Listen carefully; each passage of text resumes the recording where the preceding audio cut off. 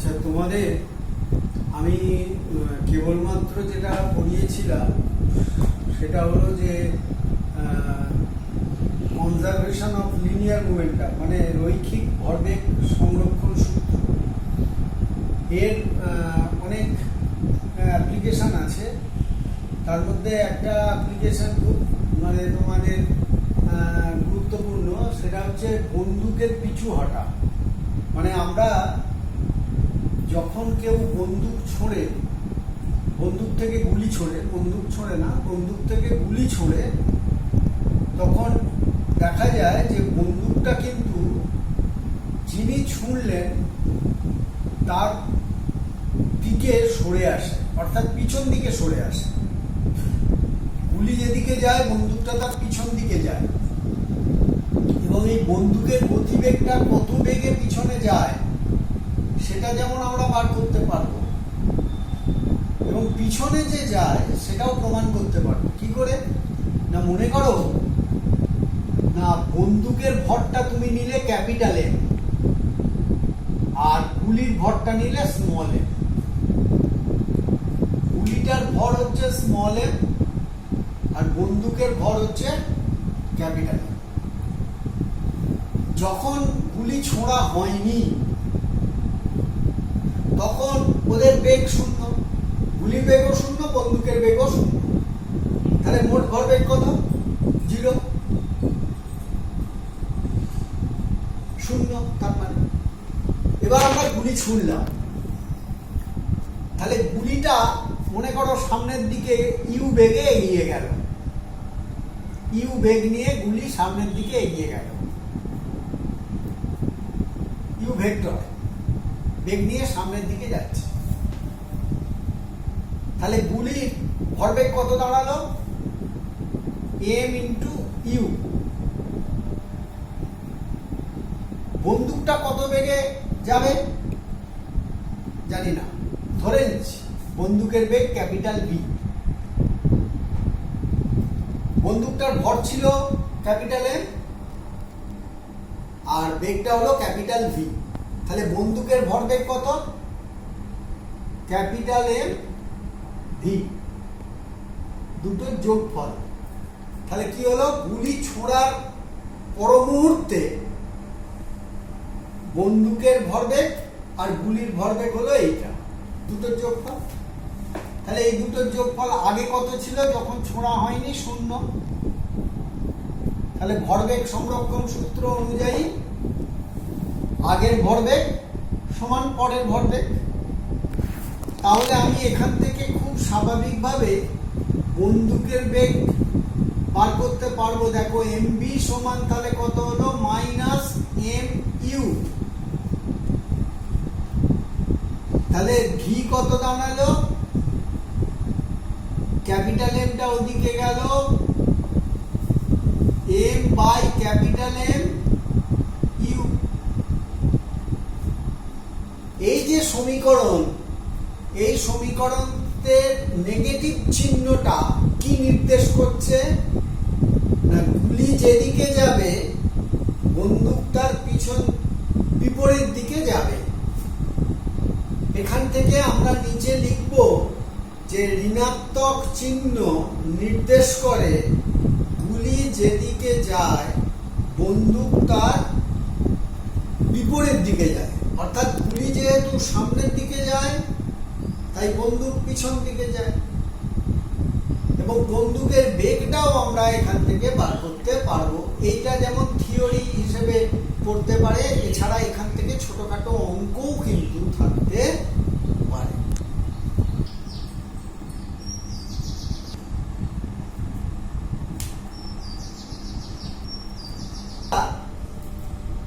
এখন কতগুলো ছোট ছোট প্রবলেম, 2-3টে এরকম প্রবলেম আমরা কিভাবে সলভ করব তার থিওরিটা আমরা পড়ব। দেখো, দুটো বস্তু পারস্পরিক ক্রিয়া প্রতিক্রিয়া সংস্পর্শে আছে, দুটো বস্তু। তাদের মধ্যে মনে করো সাপোজ আমরা বলছি যে এটা মেঝেতে আমরা এরকম দুটো বস্তু রেখেছি পাশাপাশি। M1 আর M2 ভরের দুটো বস্তু আমার রাখা আছে। এটা হচ্ছে মেঝে হোক, টেবিল হোক, যা খুশি। এরা দুটো বস্তুকে আমি পাশাপাশি একজন আরেকজনের সংস্পর্শে আছি। এখন এই দুটো বস্তুর মধ্যে মনে করো আমি একটা বল এর ওপর প্রয়োগ করলাম, বাইরে থেকে M1 ভরের বস্তুর ওপর F বল প্রয়োগ করলাম। এখন দেখো, আমি যদি এই F বলটা প্রয়োগ করি, তাহলে M1 ভরের বস্তুটা কি হবে? F বলের প্রভাবে সামনের দিকে যেতে চাইবে। সামনের দিকে যখনই যেতে চাইবে, তখনই M2 ভরের বস্তুর ওপরে একটা বল প্রয়োগ করবে। তাহলে M2 ভরের বস্তুর ওপরে মনে করো বলটা প্রয়োগ করলো আর কে প্রয়োগ করলো? M1 ভরের বস্তু। তাহলে M1 ভরের বস্তু M2 ভরের বস্তুর ওপরে আর বল প্রয়োগ করলো। কেন করলো? না, যেহেতু আমি বাইরে থেকে F বলটা তীর চিহ্নের অভিমুখে M1 ভরের বস্তুর ওপরে দিয়েছি, তার জন্য M1 ভরের বস্তুটা সামনের দিকে যেতে চাইছে। যেতে চাওয়ার কারণে M2 ভরের বস্তু কণার উপরে আর বল প্রয়োগ করেছে। এইবার কোন নিউটনের তৃতীয় গতিসূত্র বলে প্রত্যেক ক্রিয়ারই একটি সমান এবং বিপরীত প্রতিক্রিয়া আছে। তাহলে M2 ভরের বস্তুর ওপরে আর বল প্রয়োগ করেছে কে? M1 ভরের বস্তু। M2 ভরের বস্তু সঙ্গে সঙ্গে M1 ভরের বস্তুর ওপর আর বল প্রয়োগ করবে বিপরীত দিকে। অর্থাৎ এই আর বলটা হবে প্রতিক্রিয়া বল। কার ওপর কাজ করছে? M1 ভরের বস্তুর ওপর। তাহলে M1 ভরের বস্তুর ওপর কটা বল হলো? দুটো। কি কি? একটা F বল আমি প্রয়োগ করেছি বাইরে থেকে, আর একটা M2 ভরের বস্তু প্রয়োগ করেছে আর বল। তাহলে M1 ভরের বস্তুটার উপরে কোন বলটা বেশি? যদি F বলটা আর বলের থেকে বেশি হয়, তাহলে M1 ভরের বস্তু সামনের দিকে ত্বরণ হবে A, ধরে নিলাম। তাহলে M1 ভরের বস্তুর কথা যদি বিবেচনা করি, তার উপরে বল কত? F মাইনাস R, মোট বল। কোন দিকে? সামনের দিকে। অর্থাৎ যেদিকে F বল প্রয়োগ করেছি সেদিকে। সেই দিকে মনে করো ত্বরণ হলো A। তাহলে ত্বরণ A হলে নিউটনের তৃতীয় গতিসূত্র অনুযায়ী F মাইনাস R সমান M1A পাবো। তাহলে এটা হচ্ছে M1 ভরের বস্তুর ক্ষেত্রে। ঠিক একইভাবে M2 ভরের বস্তুর ক্ষেত্রে M2 ভরের বস্তুতে কে বল প্রয়োগ করেছে? একমাত্র M1 ভরের বস্তু।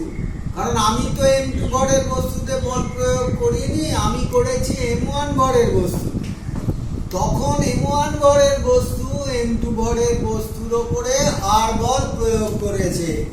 তাহলে M2 ভরের বস্তুর কথা যদি বিবেচনা করি, ওর উপরেই একটাই বল আর, সেই বলের প্রভাবে যদি ওর ত্বরণ হয় A, তাহলে R সমান M2A।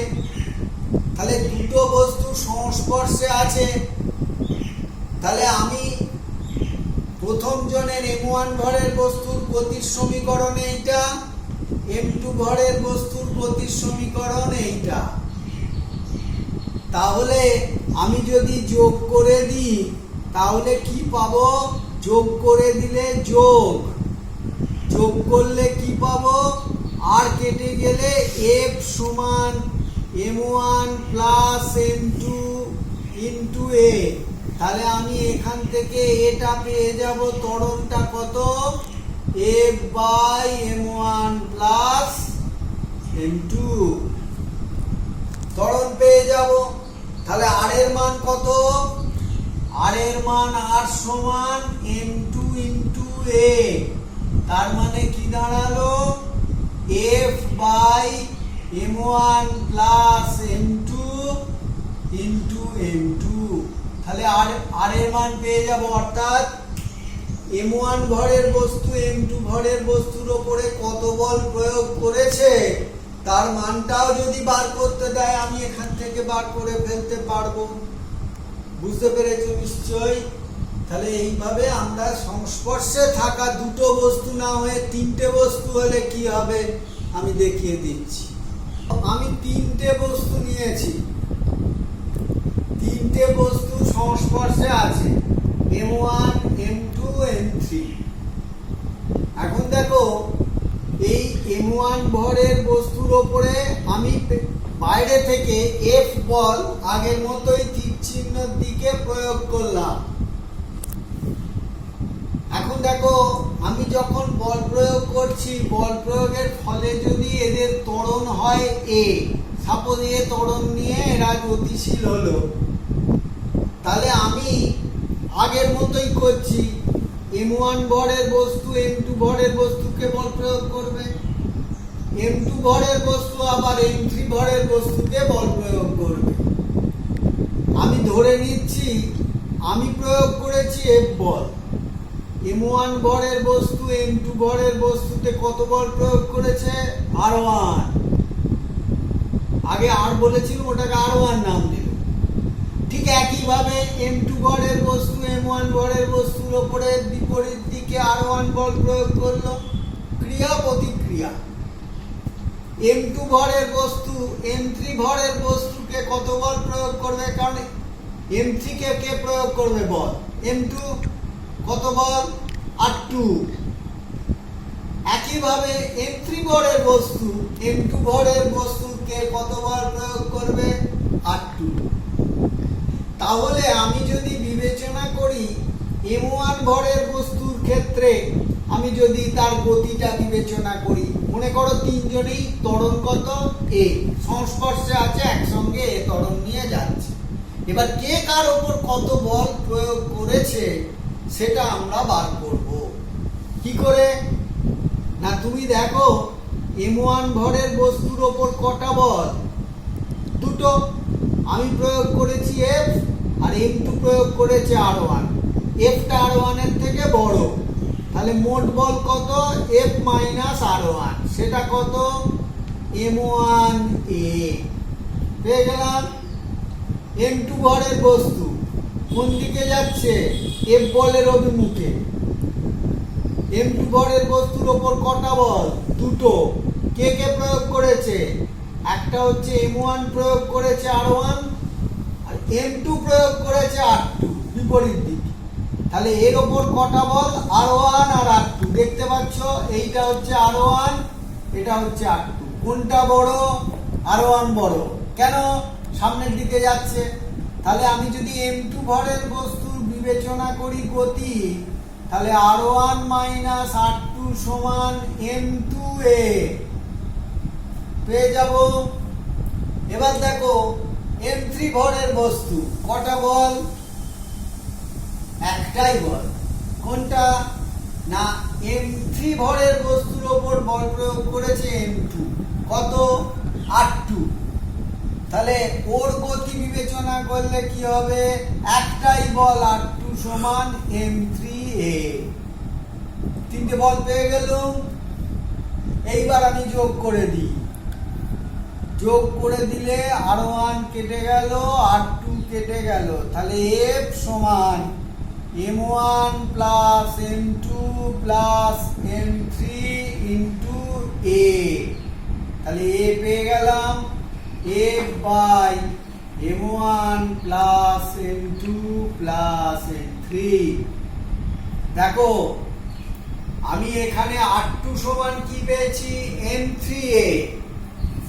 তাহলে আর টু সমান M three into A, A মানে যে F by M one plus M two plus M three, M one plus M two plus M three পেয়ে গেলাম। আর ওয়ানটা কি করে পাবো, R one minus R two সমান এম টু এ। তাহলে R one minus R two সমান হচ্ছে M2A।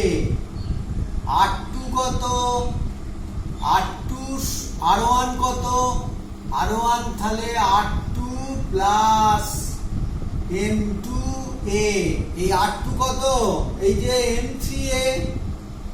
তাহলে R2 এর জায়গায় আমি যদি M3A বসাই তাহলে M3 প্লাস M2A সমান M3 plus M2 into A।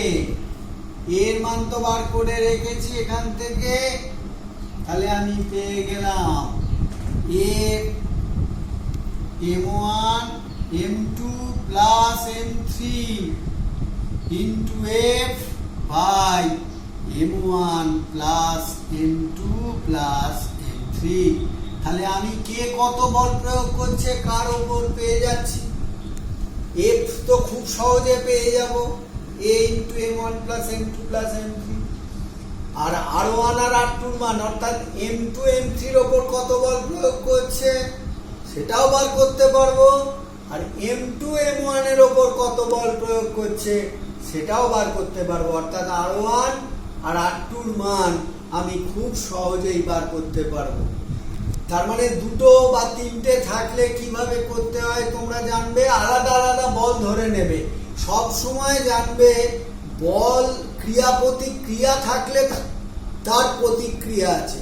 আমি কাউকে বল প্রয়োগ করলে সে আমাকে সমান বিপরীত বল প্রয়োগ করবে। আমি এই M1 ভরের বস্তুকে F বল প্রয়োগ করেছি, M1 ভরের বস্তুও কিন্তু আমাকে F বল প্রয়োগ করেছে। আমার গতিটা যেহেতু আমি কনসিডার করছি না সেই জন্য আমি আমার বলটা নিচ্ছি না। ঠিক একইভাবে A এর ওপর বল প্রয়োগ করছে R1 M2 এর ওপর, M2 এর ওপর বল প্রয়োগ করছে R1, M2 M3 এর ওপর বল প্রয়োগ করছে R2, M3 আবার M2 এর ওপর বল প্রয়োগ করছে R2। এরকম ভাবে তোমরা বলগুলো ধরে নিয়ে তোমাদের এই ধরনের ছোট ছোট প্রবলেম যদি দেয়া হয় তাহলে তোমরা করতে পারবে। এইগুলো পড়ো, এই প্রবলেম আজকে তিনটে জিনিস করালাম, এর উপরে ছোট কয়েকটা অঙ্ক আমি তোমাদের দেব।